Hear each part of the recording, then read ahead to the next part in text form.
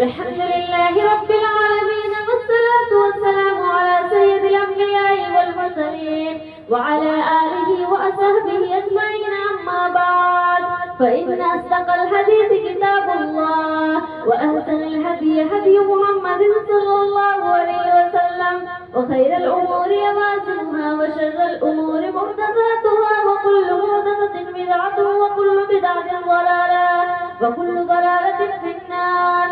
وبالسند المتصل منا إلى الشيخ الإمام الحمام الحافظ الهجة أمير المؤمنين في الحديث أبي عبد الله محمد بن إسماعيل بن إبراهيم بن البغيرة بن بردزبة الجوفي اليماني البخاري رحمه الله تعالى أنه قال: بسم الله الرحمن الرحيم. باب قول الله تعالى: ونضع الموازين القسط ليوم القيامة وأن أعمال بني آدم وقولهم يوزنون.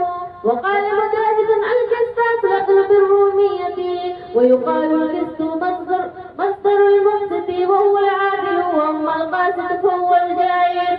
وبه قال حدثنا أحمد بن إشهاب قال حدثنا محمد بن فضيل عن عمارة بن القعقاع عن أبي زرعة عن أبي هريرة رضي الله تعالى عنه قال: قال النبي صلى الله عليه وسلم: كلمتان حبيبتان للرحمن خفيفتان على اللسان ثقيلتان في الميزان، سبحان الله وبحمده سبحان الله العظيم، صدق الله العظيم.